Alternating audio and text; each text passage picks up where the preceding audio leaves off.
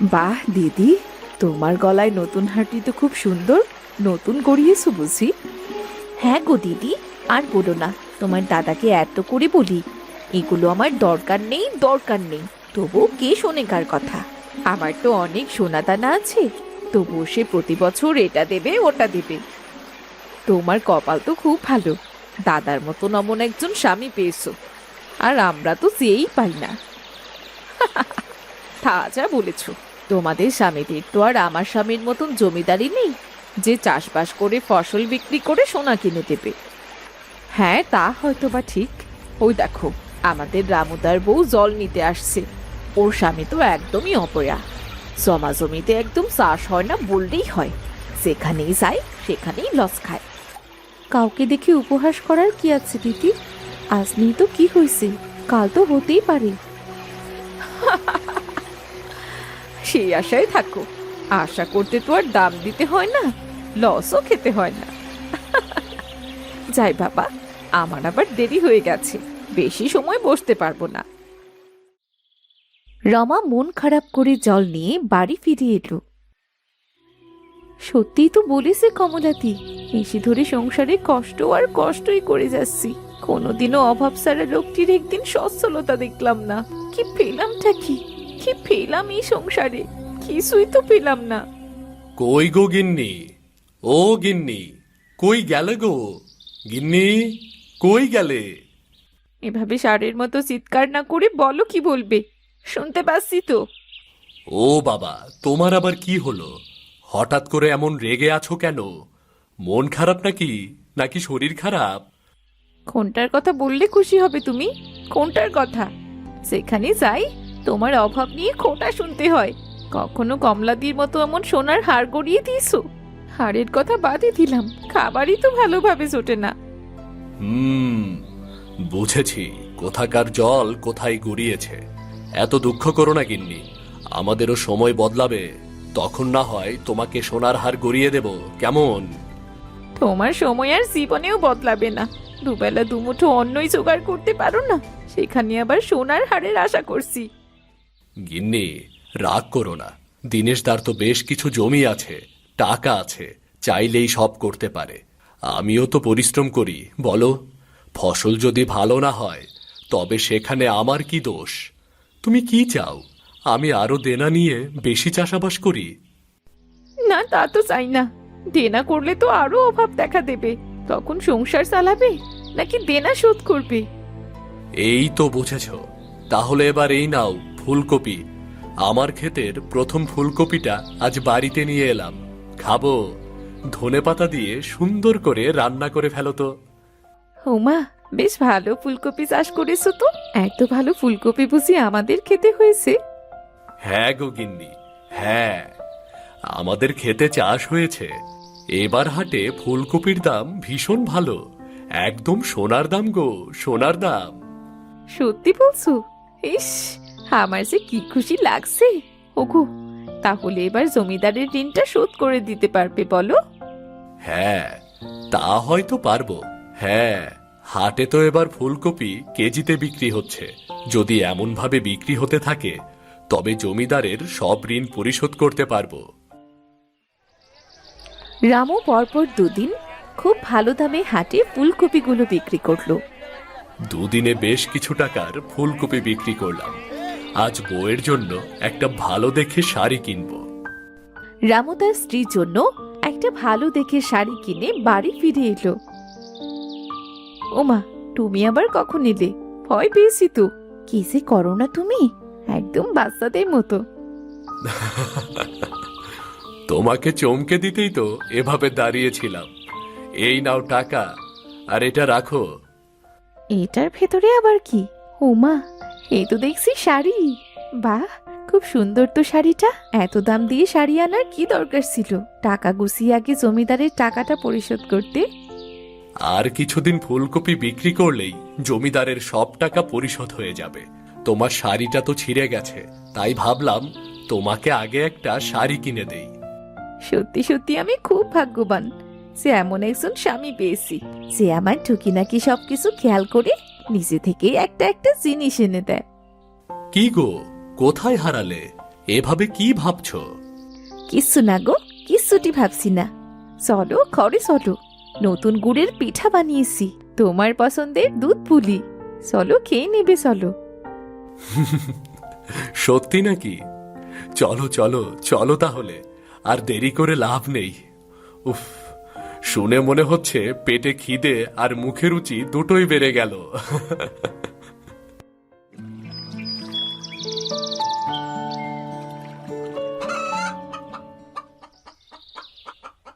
এই হাঁস মুরগিগুলো হয়েছে তেমন না বাপু, এদের নিয়ে আর পারি না। সকাল না হতেই ডেকে একেবারে মাথাটা ধরিয়ে দিল। হ্যাঁ, সকাল সকাল ফুলকপিগুলো ভেঙে হাটে নিয়ে যাই। সকালে সবজির বেশ ভালো দাম পাওয়া যায়। কিছু তো মুখে দিয়ে যাও, আসবে তো সেই দুপুরে। এত সময় না খেয়ে থাকবে নাকি? হাট থেকে কিছু একটা খেয়ে নেব। ঘুম থেকে উঠেই কিছু খেতে ভালো লাগে না। আমি চললাম গো গিন্নি। রামু মাঠে পৌঁছে দেখল বেশ কিছু চাষি মাঠের বটগাছের নিচে চিন্তিত মনে মাথায় হাত দিয়ে বসে আছে। কি গো ভাই, এভাবে এখানে বসে আছো কেন? তোমাদের সবার মন খারাপ কেন? কি হয়েছে? আর বলো না গো দাদা, ফুলকপির যেন কি একটা ভাইরাস এসেছে। ফুলকপির গোড়া সব রাতারাতি পচে শেষ হয়ে গেছে। সকালে মাঠে গিয়ে দেখি পুরো ক্ষেত পচা ফুলকপিতে পরিপূর্ণ। কি বলছোটা কি? না না না না না, এটা হতে পারে না। আমার ফুলকপি নিশ্চয়ই ভালো আছে। এটা সম্ভব না। আমি তো কাল বিকেলেই ফুলকপিগুলো একদম ভালো দেখে গিয়েছিলাম। দাদা, বিশ্বাস না হলে নিজের চোখে দেখে এসো। রামু মন খারাপ করে এক দৌড়ে তার খেতে এসে দেখল হায় হায়, এ কি সর্বনাশ হলো আমার! আমার যে সব শেষ হয়ে গেল। সত্যি আমি অপায়া, অভাগা। যেদিকে যাই সেদিকে যেন দুয়ার শুকিয়ে যায়। কি হবে? কিভাবে হলো এটা? কি হবে এখন আমার? দাদা, কেঁদে কেঁদে লাভ নেই। কোনো একটা ক্ষতিকর ভাইরাস আমাদের ফসলগুলো সব নষ্ট করে ফেলেছে। বাড়ি ফিরে যাও। জমিদারের কাছ থেকে অনেক টাকা ঋণ নিয়েছি, সুদে আসলে দ্বিগুণ হয়েছে। ভেবেছিলাম সুদ সমেত সব টাকা ফেরত দিয়ে দেব, একটু শান্তিতে বসবাস করব। সে কপাল আমার নেই দাদা, সে কপাল আমার নেই। রামু মন খারাপ করে বাড়ি ফিরে এলো। রমা রামুকে এমন মনমরা দেখে জিজ্ঞাসা করতে সে কেঁদে কেঁদে রমাকে সব খুলে বলল। চিন্তা করো না গো, সৃষ্টিকর্তা চাইনি তাই তো আমাদের ফসল হয়নি। দরকার হলে তুমি আবারও চেষ্টা করবে। কিছুক্ষণের মধ্যেই জমিদার রামুর কাছে তার ঋণের টাকা চাইতে এলো। রামু, এই রামু, আরে এই হারামজাদা, কোথায় গেলি? বেরিয়ে আয়, বেরিয়ে আয়। কি রে, তোর আবার যক্ষা টক্ষা হলো নাকি রে? সে যাই হোক, আমার পয়সা দে, পয়সা। জমিদার মশাই, আপনাকে তো বলেছিলাম আমার ফসল সব নষ্ট হয়ে গেছে। আমি আবারও ফুলকপির চাষ করে এবার আপনার টাকা পরিশোধ করে দেব জমিদার মশাই। এই কথাটা আজ 2 বছর ধরে বলছিস। টাকা কোথা থেকে দিবি সেটা আমি জানি না। কালকের ভেতরে আমার সব টাকা পরিশোধ করবি, না হলে তোকে মানুষের সামনে বেঁধে 100টা বেতের বাড়ি দেওয়া হবে, বুঝলি? দয়া করুন জমিদার মশাই, দয়া করুন। ফুলকপির ক্ষেতটা ভাইরাসে নষ্ট হয়ে গেছে। উনি যে খুব ভেঙে পড়েছেন। এ অবস্থায় যদি ওকে মারেন তবে তো ও মরে যাবে। কোনো কান্না কাটিতে কাজ হবে না। হয় কালকের ভেতরে আমার টাকা দিবি, না হলে বেতের বাড়ি নির্ধারিত। সাথে এই বাড়ির দলিল তো আমার কাছে আছেই। ঘাড় ধাক্কা দিয়ে বাড়ি থেকে বের করে দেব। ওগো, ওগো, তুমি এই গ্রাম ছেড়ে চলে যাও, অনেক দূরে চলে যাও। সেদিন জমিদারের টাকা পরিশোধ করতে পারবে, না হয় সেই দিন ফিরে এসো। না গো গিন্নি, না। একলা আমি কোথাও যাব না। যেতে যদি হয় তবে আমি তোমাকে সাথে করেই নিয়ে যাব। কি করে এই বাড়ি ঘর ছেড়ে যাবো বলো তো? কত স্মৃতি মিশে আছে এই বাড়িতে। আসলে আমি তোমাকে এনে কিছুই দিতে পারলাম না, না একটু শান্তি, না কোনো ভালো জিনিস। আমার জন্য যে তুমি আসো, এটাই তো আমার অনেক বড় ভাগ্য। চলো সকাল সকাল বেরিয়ে পড়ি, না হলে যে রাত পেরিয়ে দিন হলেই জমিদারের লোক বাড়ি এসে হাজির হবে। তোমার গায়ে বেতের বাড়ি আমি যে সহ্য করতে পারবো না। রামু ও তার স্ত্রী বাড়ি থেকে বেরিয়ে রাস্তা দিয়ে হাঁটতে লাগলো। একসময় দুজনে ক্লান্ত হয়ে রাস্তার ধারে একটা গাছের নিচে বসে পড়ল। উফ, বড্ড ক্লান্ত লাগছে। আমি যে আর হাঁটতে পারছি না গো, গলাটা তেষ্টায় একদম শুকিয়ে গেছে। আর একটু সামনে গেলেই জঙ্গল গিন্নি, আমরা তো গ্রামের একদম শেষ মাথায় চলে এসেছি। চলো চলো, আর একটু হাঁটো, জঙ্গলের ভেতরে নিশ্চয়ই কোনো পুকুর পাবো।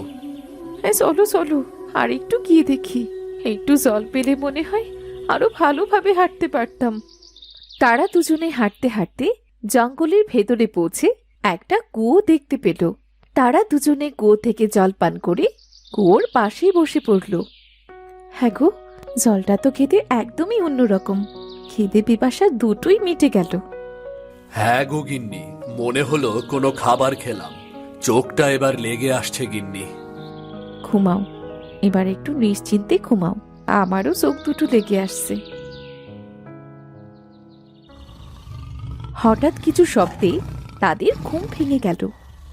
আয় ওঠো তো, ওঠো। কিছু কি শুনছো? হ্যাঁ হ্যাঁ হ্যাঁ হ্যাঁ, বলো বলো, কি হয়েছে? হয়েছেটা কি? এভাবে ডাকছো কেন? দেখো, মনে হচ্ছে কোনো নেকড়ে গর্জন করছে। হ্যাঁ গো, আমার তো খুব ভয় করছে। মনে হচ্ছে এইদিকেই আসছে।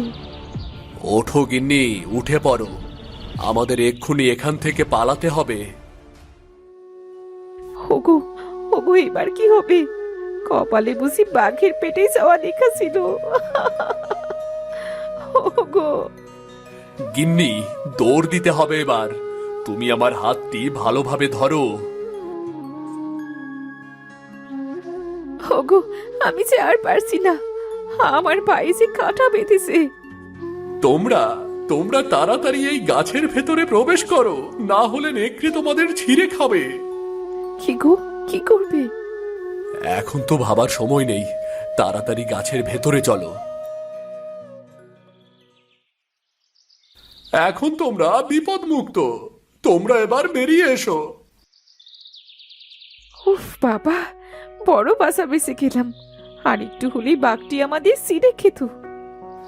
এ কি, তোমার গা থেকে তো আঠা ঝরছে।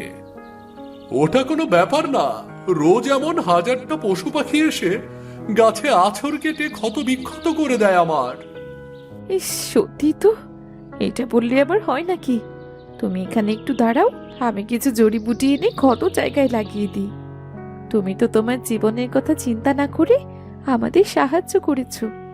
হ্যাঁ, তা বটে, তবে তোমরা এই গভীর জঙ্গলে কি করতে এসেছো? অনেক বিপদে পড়ে ঘর বাড়ি ছেড়ে জঙ্গলে আশ্রয় নিয়েছি। আমাদের মাথা গোজার শেষ সম্বলটুকুও যে নেই, আর যাবারও যে কোনো জায়গা নেই। বুঝেছি, শোনো, তোমাদের ক্ষেতের ফুলকপি সব জমিদার কীটনাশক দিয়ে নষ্ট করে দিয়েছে, যেন তোমরা ওর থেকে সুদের টাকা নাও, আর সেই টাকা পরিশোধ করতে না পারলে জমা জমি সব ওর দখলে চলে যাবে। আর সে এই ফন্দি এঁটেছে তোমাদের মতো গরিব মানুষদের সাথে। এই জন্যই রাতারাতি ফুলকপিগুলো নষ্ট হয়ে গিয়েছে। এখন তো আর ওই জমিদারের জন্য গ্রামেও ফিরতে পারবো না। কেন ফিরতে পারবে না? তোমরা এক্ষুনি তোমাদের বাড়িতে ফিরে যাবে। এই নাও কিছু টাকা, এই টাকা জমিদারের ঋণ শোধ করবে। আর এই নাও মন্ত্রপ্রত জল, এটা তোমাদের সকলের ক্ষেতে প্রয়োগ করবে।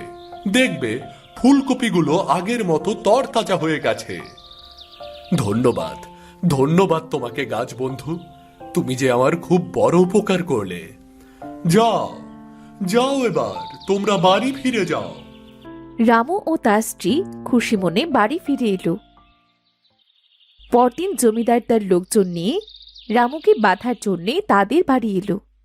যা বেটাকে ঘর থেকে টেনে হিচড়ে নিয়ে আয়, আসতে না চাইলে গলায় দড়ি দিয়ে টানতে টানতে আনবি।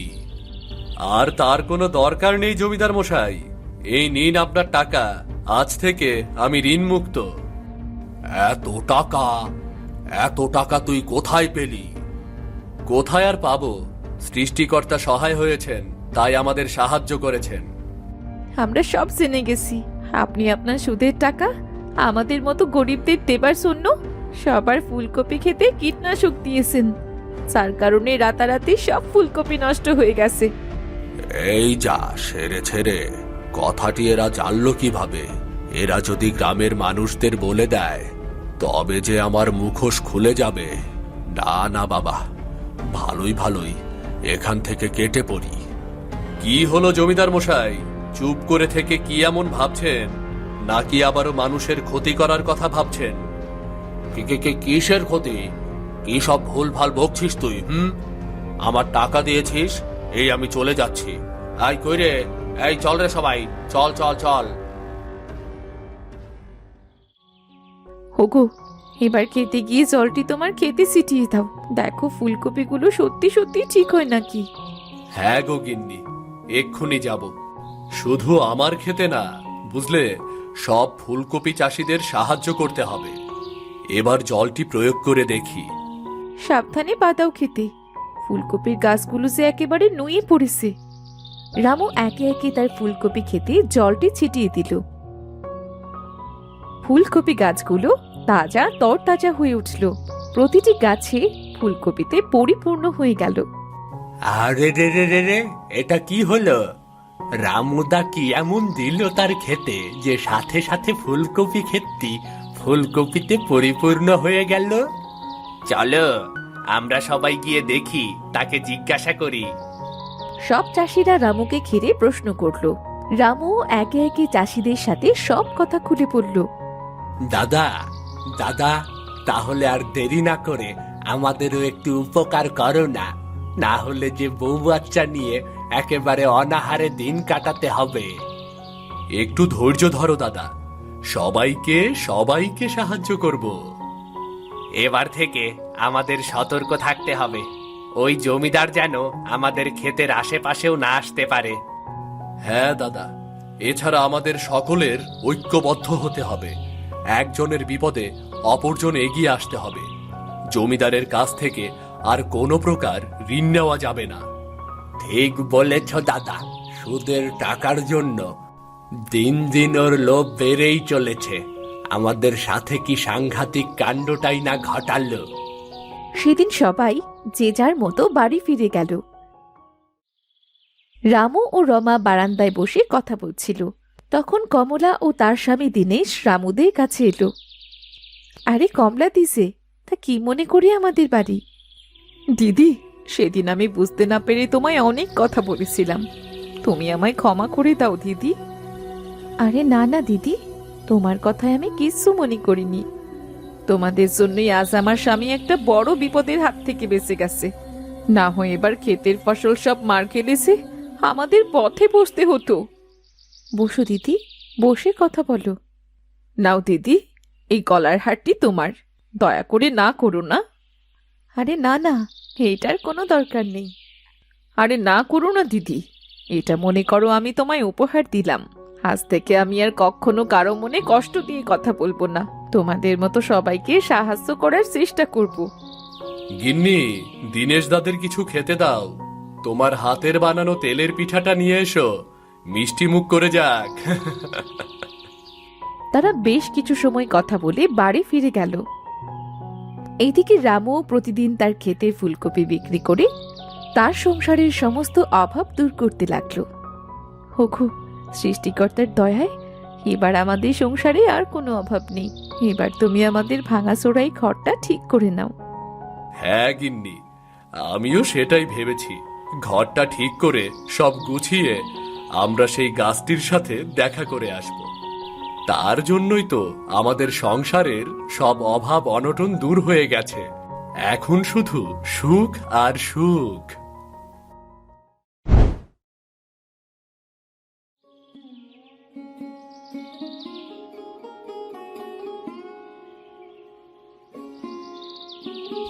বাহ, আজ পেঁপে ভর্তাটা খাসা হয়েছে বউ।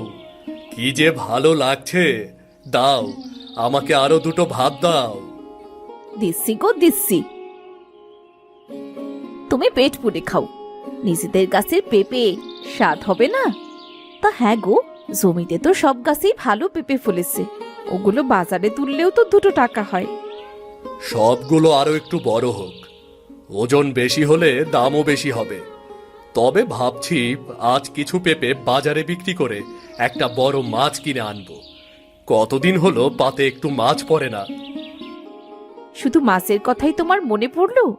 ঘরে চাল আনাজ সবই তো বাড়ন্ত, সেসবও তো আনতে হবে, নয়তো আজ বারবেলা থেকেই না খেয়ে থাকতে হবে। ঠিক আছে, আমি সব আনবো। ভাবছি তোমার আর মেয়ের জন্য ভালো কাপড়ও আনবো। সামনেই তো পার্বণ।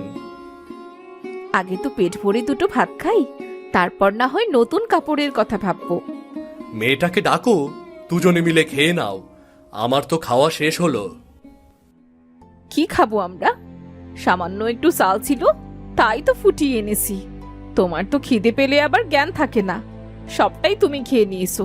আমাদের পানি ছাড়া আর খাওয়ার মতো কিচ্ছু নেই। আগে কেন বলনি?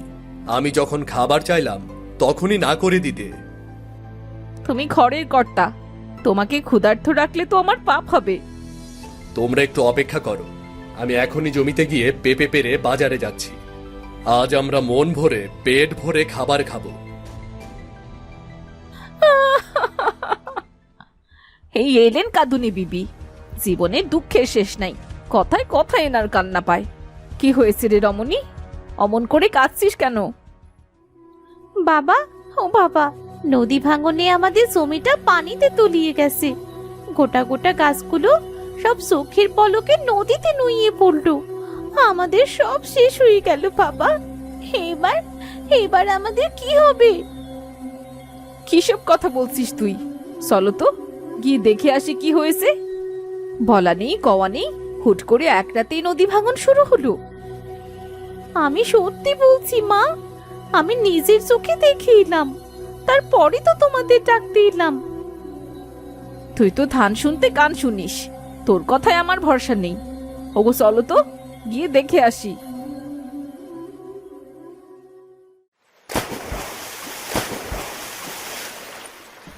হায় হায়, এ আমাদের সাথে কি খেলায় মেতেছ বিধাতা। আমার এক টুকরো জমি তাও নদীর গর্ভে বিলীন হয়ে গেল। এখন আমরা কোথায় যাব, কি করব? কেঁদো না বাবা, আমাদের মাথার উপর তো সৃষ্টিকর্তা আছেন, উনি ঠিকই আমাদের পথ দেখাবেন। আর পথ সব আমার পোড়া কপালের দোষ। জীবনে কোনোদিন সুখ পেলাম না, এবার তো আমাদের না খেয়ে মরতে হবে। মরতে যখন হবেই তখন আর দেরি করে লাভ কি? নদী যখন মারলো তখন চলো আমরা নদীতেই ঝাঁপ দেই। না খেতে পেয়ে মরার চেয়ে পেট পুরে পানি খেয়ে মরা সহজ হবে। ওগো, তাই বলে একসাথে একই সময়ে আমরা 3 জনে মরবো? এই লেখা ছিল ভাগ্যে?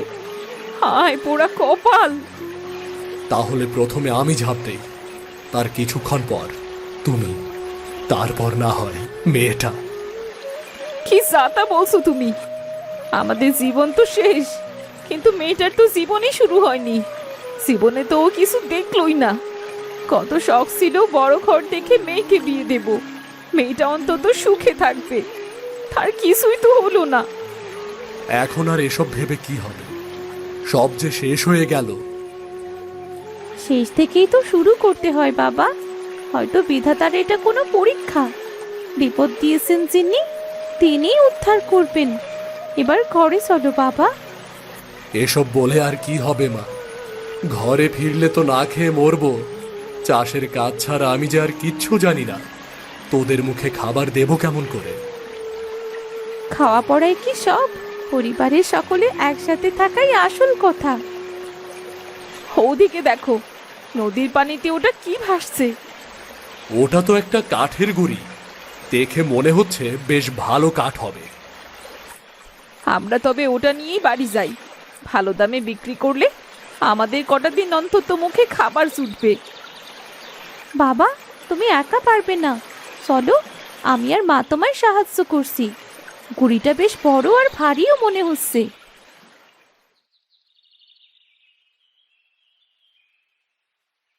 কি হয়েছে রহিম মিয়া, এত জরুরি তলব দিয়ে ডেকে নিয়ে এলে? জানো তো বাপু, গ্রামের অবস্থা ভালো নয়, কখন কি হয়, হাতে অনেক কাজ, সময় মোটেও নেই। আপনি তো কাঠের কারবার করেন, আমার বাড়িতে এই কাঠের গুঁড়িটা আছে, আমি এটা বিক্রি করতে চাই। যদি আপনি ভালো দাম দেন তবে আমি বিক্রি করব। আরে বাপ রে, এ তো শাল কাঠের গুড়ি, বাজারে তো এর বেজায় দাম। এমন মোটা গুড়ি আজকাল পাওয়াই যায় না। কম দামে এটাকে হাতিয়ে নেই, বাজারে বেশি দামে এটাকে বিক্রি করতে পারবো। কি এত ভাবছেন ব্যাপারী? ভালো করে দেখুন, গুঁড়িটা কিন্তু বেশ। তুমি চাষা মানুষ, তুমি কাঠের কি বোঝো? এটা সস্তার একটা কাঠ, কি গাছ তা বোঝার কোনো উপায় নেই। পানিতে ভিজে নষ্ট হয়েছে বলে মনে হচ্ছে। এর দাম আমি 200 টাকার বেশি দিতে পারবো না। কি বলছেন? এত বড় গুঁড়ির দাম মাত্র 200 টাকা? এর চেয়ে তো শুকনো জ্বালানি কাঠের দামও অনেক বেশি। তাহলে আর আমাকে ডাকা কেন বাপু? গুড়িটি কেটে জ্বালানি কাঠি বানিয়ে নাও।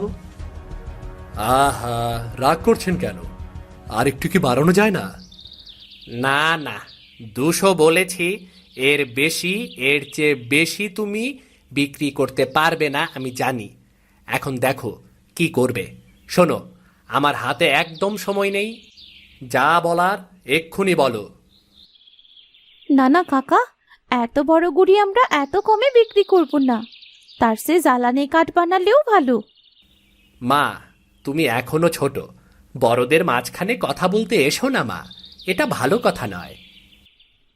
আমি তো মাঝখানে কথা বলছি না কাকা, আমি শুধু আমার বাবাকে ঠকানোর হাত থেকে বাঁচাচ্ছি। কি? আমি লোক ঠকাই? এমা সিসি, আমি এসব কিছু বলিনি কাকা, সব বলার তো আপনিই বললেন। আমি এই গুড়ি কিনবই না, সাথে আমি দেখব কেমন করে এই গুড়ি বিক্রি হয়। পরে পাওয়া 1 পয়সাও বড্ড দামি। 200 টাকা পাওয়া গেলে কটা দিন অন্তত চলতে পারতাম। এমন কাজ কেন করলি মা? তুমি বড্ড সোজা মানুষ বাবা, তোমাকে ব্যাপারই ঠকাচ্ছিল। ঠকালে ঠকাতো, কিন্তু 200 টাকা তো পেতাম। আজ যে সকলকে উপোস করতে হবে। উপোস করতে হলে করব, কিন্তু অন্যায় মানব না বাবা। কেউ অন্যকে কেন ঠকাবে? এটা আমরা কুড়িয়ে পেয়েছি, বিধাতা নিশ্চয়ই আমাদের ভালোর জন্যই কিছু ভেবেছে। আর ভালো। জানি না আমাদের সংসার কেমন করে চলবে, আমরা কি করে দিন কাটাবো।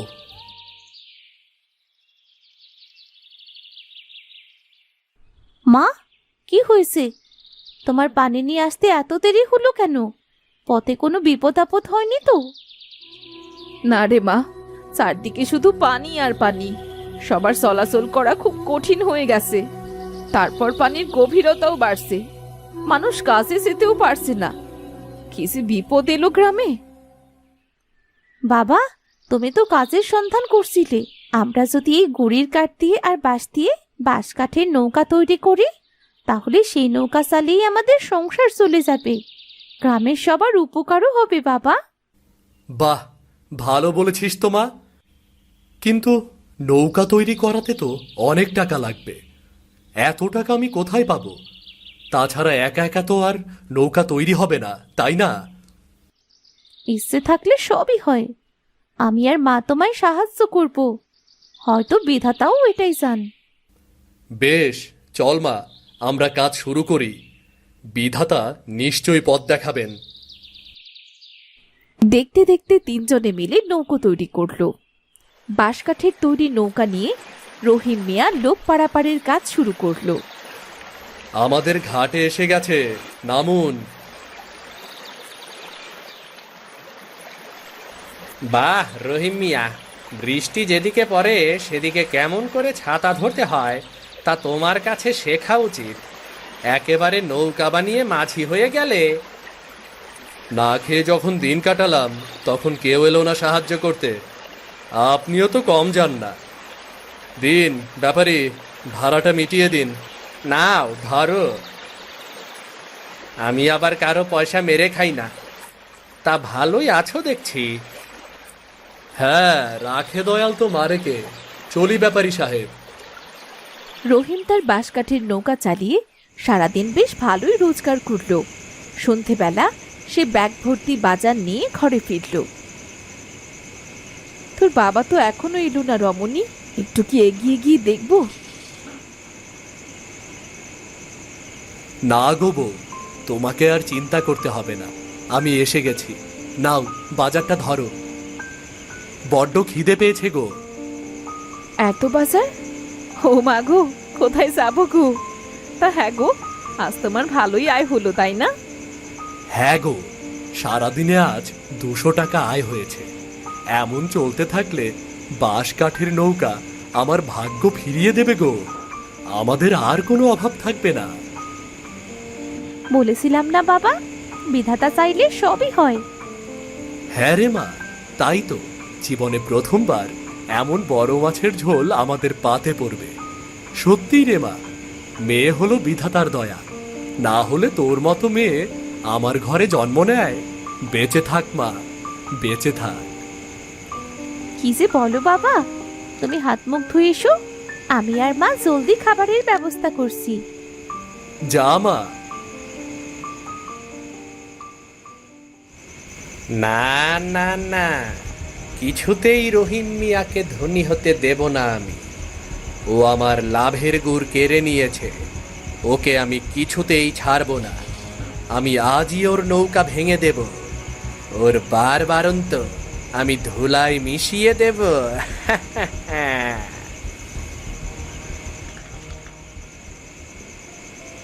কি হয়েছে রে মা, তুই ঘুমাবি না? এত ভালো খাওয়া দাওয়া হলো, এবার না ঘুমালে শরীরটা চলবে না রে। মা, ঘুমিয়ে পড়ি, চল। বাবা, এত কষ্ট করে বাঁশ দিয়ে নৌকা তৈরি করলাম, এমন চাঁদের আলোতে আমরা তিনজন চলো না বাবা, নৌকায় করে ঘুরে আসি। কাল নিয়ে যাব মা, আজ তো অনেক ধকল গেছে। আজ বিশ্রাম নেব রে। বেশ, তবে আমি একাই যাব। রমণী চলল একা একা নৌকাতে, রহিম আর তার বউ চলল রমণীর পিছু পিছু। তোমাকে বলেছিলাম না, মেয়েকে এমন আশকারা দিও না। দেখলে তো, আমার কথা মিলল তো। থাক না বউ, ও আর কি বায়না করে বলো। কিছুটা সময় তো চলো। তাছাড়া সমর্থ মেয়ে একা কেমন করে ছাড়ি? জানি আমার কথার কোনো দাম নেই, চলো। রমণী আর তার বাবা মা নৌকার কাছে আসতেই দেখতে পেল ব্যাপারী নৌকাটি ভাঙার চেষ্টা করছে। এত শক্ত পক্ত এই বাঁশ কাঠের নৌকা কিছুতেই তো ভাঙতে পারছি না। কোড়াল দিয়ে এটাকে কেটে ফেলবো, তবেই আমার শান্তি। ব্যাপারী, গরিবের সম্পদে চোখ পড়া তোমার মতো মানুষের স্বভাব, কিন্তু শকুনের দৃষ্টি কাটাতে আমিও জানি। তোমরা এখানে? ভাগ্যিস আমার মেয়ে নৌকা চড়ার বায়না করলো। আমি আজই মহাজনের কাছে তোমার নামে বিচার দেব। আমি কোথায় নিজে খেয়ে পড়ে গ্রামের লোকদের ভালো করার চেষ্টা করছি, আর তুমি সবাইকে ডোবাতে চাইছো। না না না না না, মহাজনকে কিচ্ছুটি বলো না, আমার ভুল হয়েছে, আমাকে ক্ষমা করে দাও। ক্ষমা করতে পারলাম না, আপনাকে আজকের মতো যেতে দিচ্ছি। তবে আমার এই বাঁশ কাঠের নৌকায় যদি কিচ্ছু হয়, তার পুরো দায়ভার আপনাকে নিতে হবে। ঠিক আছে, তবে মহাজনকে বলো না, বলো না। ভাগ্যিস তুই নৌকায় চড়বি বলে বায়না করলি, নয়তো আজ কত বড় বিপদ হতো।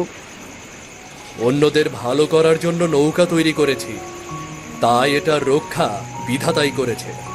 চল মা, আজ সারা রাত আমরা তিনজন নৌকায় পুরো গ্রাম ঘুরবো রে, চল। ঠিক আছে বাবা, চলো। মা, তুমিও চলো।